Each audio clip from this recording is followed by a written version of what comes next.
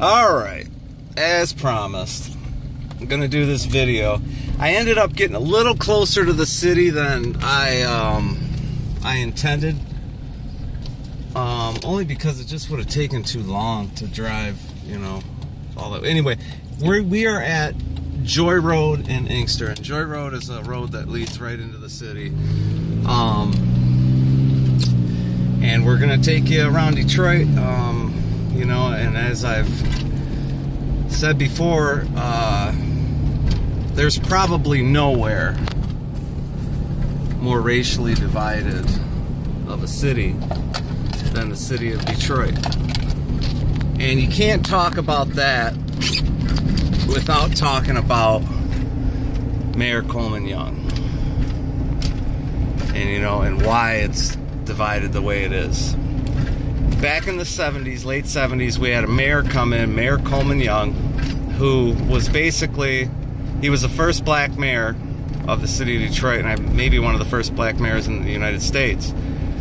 But he was basically like, you know, all right, black man, get your money, you know, which was cool. And at the time, there were many, many black-owned businesses and all that. But, and I, you know, I can't. This is the. What I'm doing is I'm paraphrasing a lot of stuff here because it's just way too long of a story to talk about. I mean, I could talk about the mayor for an hour at least.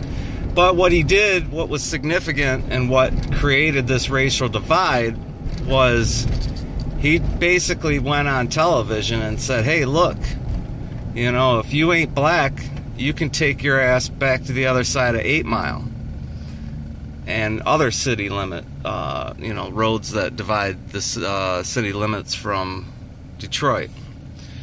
And the people did. And I don't think what he didn't realize at the time was that, you know, all those other ethnicities, races, you know, including white people, were the people that had all the money and that ran all the businesses and all that stuff, you know, in the city of Detroit. So they left. They really left. And then we went through some other shit, and then we had Mayor Kwame Kilpatrick, who was kind of the same as Coleman Young, although I would never compare Kwame Kilpatrick to Coleman Young, because Kwame Kilpatrick, I mean, Coleman Young, he robbed the city blind. So, but, and I'm just getting some shots here of the houses and stuff, because we're driving through a predominantly white, middle-class, working-class neighborhood here. Coming up on Joy Road in Middle Belt. Anyway, Kwame Kilpatrick, he, you know, back to Coleman Young, he robbed the city blind. There's no doubt about it. The federal, the FBI, all that shit. Coleman Young stole from the city. His whole administration did. But that was one thing. When Kwame Kilpatrick and his administration, and they stole everything. They didn't leave a dime for anyone. And what Kwame Kilpatrick, where he went wrong, is he forgot about the people. And in time, when you're the mayor and you forget about the people, or just like in any other job where you have responsibilities, the people turn on you. So here we are. We're coming up on Telegraph Road, and this is significant because, again, we're in a working class neighborhood right now, predominantly white, but mixed with all kinds of different races. We are crossing the Detroit city limit.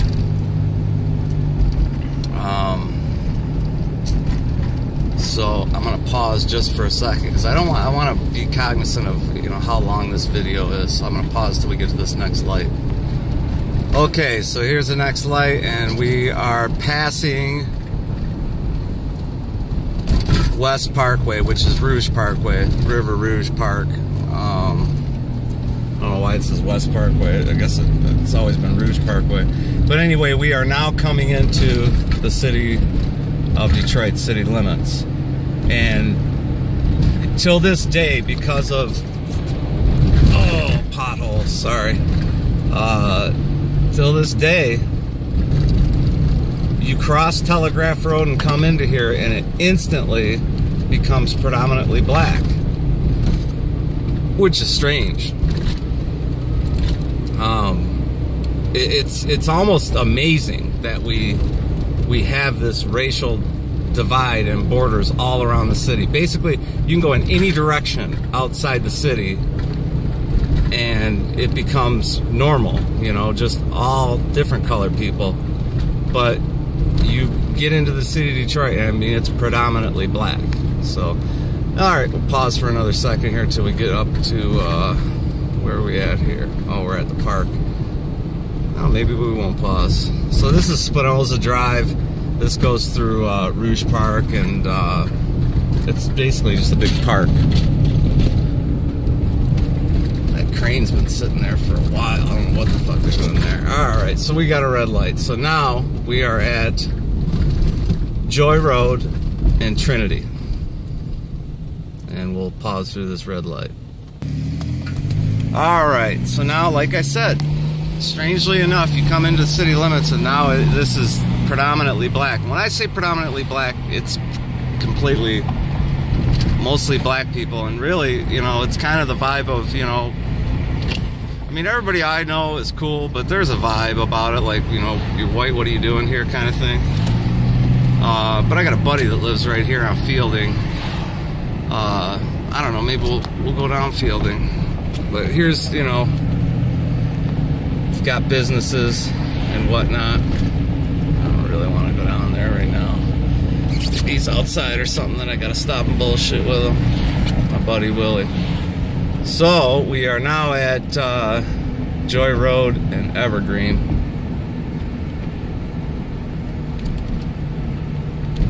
This is El George's Coney Island. Awesome Coney Island right there, but it's been robbed a million fucking times. Alright, we'll pause through the red light. So yeah, speaking of El George's being robbed, I mean, yeah, the crime rate goes up exponentially as soon as you cross the city limits, and I've never quite figured out why. And yeah, this area right here has actually been cleaned up quite a bit. It looks a lot better than it used to.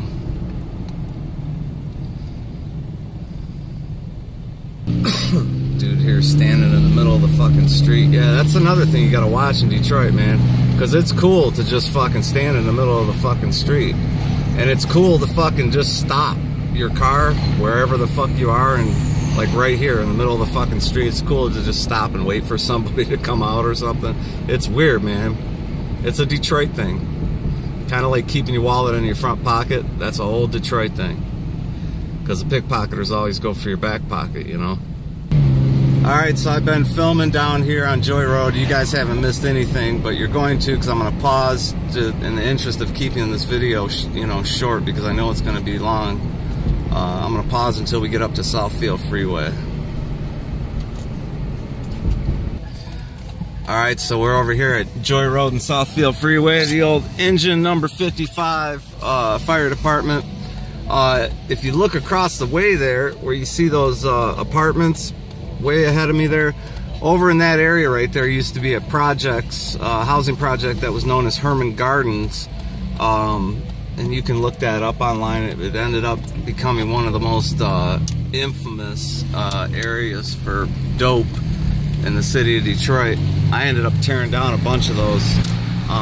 They did replace them though, which is, you know, they replaced them with, I believe that's, you know, kind of like affordable housing over there. So this road is getting fucking terrible. This is another thing in Detroit, man. The roads are fucking horrible. So I'm gonna pause until we get to Tireman, and I'm gonna show you the phenomenon of Tireman Avenue in Detroit. All right, so we are currently on Tireman and at the intersection of Tireman and Southfield Freeway. And we got a little bit to go here until we get to what I'm going to show you guys. This is also another border of Detroit. Again, on this corner here, the housing project went all the way from Joy Road to Tireman, the Herman Gardens, and like I said, it's all tore down. Now they had to tear it down because of all the dope, but like I say, they are replacing it with lower income housing, which is cool. And it looks nice. It doesn't look all, man, if you could probably look up the Herman Gardens and see what it was like. I mean, it was bad, man. It was really bad. Oh, there's a stop sign. Let me pause anyway. Another boarded up school. Hopefully they'll reopen that. James Herman School. Hopefully they'll reopen that when more houses get into that place at where Herman Gardens used to be. So we are coming into a border here. You know, you never believe it. Somebody actually lives there. You know, there's a truck park there. But again, we're at a border. A lot of these houses in here have been tore down. We're gonna start bordering Dearborn and the city of Detroit. And just a few here. My grandmother used to live down here off of Tireman and Schaefer. She lived on the Dearborn side. One side of Tireman is Dearborn, the other side is city of Detroit.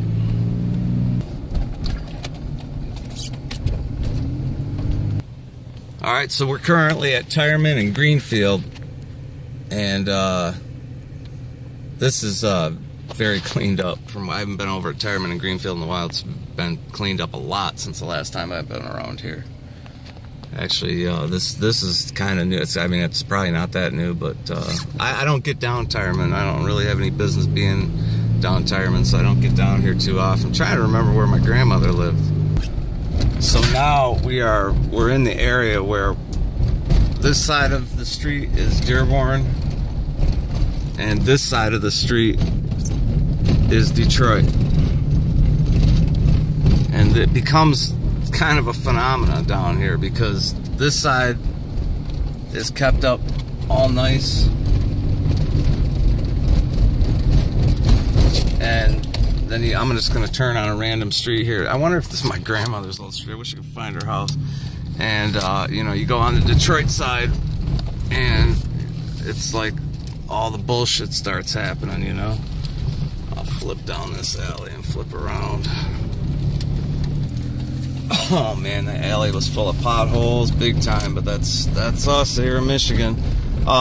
So if you guys know anything about, if you're familiar with, there's a pawn shop, the Detroit area, you know that Dearborn, Michigan is predominantly Lebanese American people.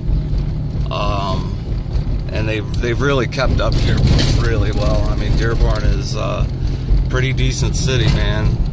It's there's no bullshit, you know. And it's always been strange to me how you can drive down Tireman and the Dearborn side of things, all the houses are kept up and nice. And the Detroit side, you start seeing burnt out houses and, you know, things aren't kept up. That's always been really bizarre to me. And I've always wondered why that is, you know. I mean, why is that? It doesn't make sense, you know. And again, you know, like I said in the beginning of this video, that Detroit is historically has to be one of the most racially divided cities in the United States. So this is the area my grandmother lived in, right here. I remember she had one of these houses with the, you know, the top of the door is rounded, it's not square. It was a cool house. It's right in this area. I'm trying to remember the street. If I see it, I'll probably remember it. Westmorrow Circle. Quick little story. My buddy lives around here. We'll go through his neighborhood in a minute here. This is Oakman Boulevard we just passed by. Buddy of mine lives in this area, and he had a CPL, you know, so he could carry his pistol. And I don't know what happened, but one day something happened where he pulled his pistol holster out, and somebody said he pulled his pistol out. Long story short, he's right on the border of Dearborn and Detroit, and the Dearborn police is who arrested him for whatever. And in common practice in the city of Detroit, when you're right on the border there, a lawyer will try to get you into the Detroit court instead of the Dearborn court, you know, if you're black, because you've got a lot better chance of beating the case into Detroit. So that's what he did, and he did beat the case. So again, we're looking, what you're looking at right here is Dearborn. And again, working class neighborhood, like I say, predominantly Arabic, Lebanese mostly. And we'll get down here and I will show you my buddy's neighborhood. Let's see where he's at. I'll pause you guys so I can figure out where I'm at, and we'll go from there. Okay, I know where I'm at. Over here at Tireman in Wyoming. We're going to go up to Livernois, and then we're going to go over to Howard's neighborhood and see what's up with him. See if, I don't know if he's home, see if he cares to do a video. He watches my shit. Here's an old funeral home. They got busted for fucking body parts, and basically it was unclaimed remains, but the media blew it up like they were, you know, they had body parts and shit. But anyway, it ended up closing the funeral home. Welcome to Detroit. We are now in Detroit. So for those of you who aren't keeping up, we are on the west side of Detroit today, just taking a drive. Let you guys check it out. Talking about history, racial divides, things like that. And as we've entered the city of Detroit, you know, you start to see things change. You know, again, you start seeing buildings that are not kept up. Businesses, people left their businesses and left the whole building, and the hell with it, you know. Now, a lot of these have turned into churches. We could talk religion in this video because, God, I think I've passed at least a half a dozen churches in the last half a mile. So here is Livernois, and we are going to keep on going, and we're going to drive by Howard's and see if he's home. So you guys see what I'm seeing. This is one of them pallet places, because I guess there's certain kind of pallets that are worth money. People collect them, and I think they're worth a couple of bucks a piece, like $3 a piece or something, but that's one of those pallet exchange places. Here's a used car dealership on the corner of Tireman and Epworth. They also buy gold, silver, and old coins and jewelry, and a used car dealership. Hustle's on, man. I used to play cards in the back of Eddie's Towing right here. They probably got a card game going on right now. That's a safe place, believe it or not. That they got a good card game. Usually on Fridays, Saturday nights. It don't look very good down here, but believe it or not, you can go to Eddie's and it's safe. So now we're coming into Howard's neighborhood here. Getting close, getting close. He's over off of Furwood. Thinking to myself, I shouldn't have dropped that. It looks like Eddie's is abandoned anyway, but I shouldn't have dropped that name talking about a card game going on. Oh well, Eddie, if you get busted, I'm sorry, buddy. What you're seeing at one time was beautiful, huge homes.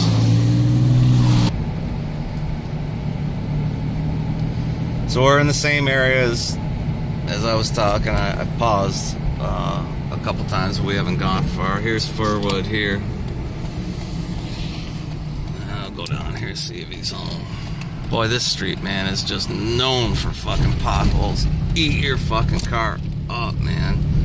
Thank goodness it's a residential street. It's only supposed to do 25 miles an hour on it. So here is the west side of Detroit. This is a very, very typical neighborhood on the west side. There's an old lady that lives, she lives in this house still, right here that you're seeing on my right. These ones been sitting like this for years and years, especially over here on Seabolt Street. And like I said, it's a damn shame because at one time these were beautiful, huge homes, you know, and they were great. And I've watched people in this area die, and within a day or two of their death, the people just start coming and breaking into the house and breaking the windows, stealing anything of value. It's a goddamn shame. I mean, this Man, look at this. Allendale right here. Let me see if Howard's around. I'm gonna pause this. Oh, there's Anthony right there.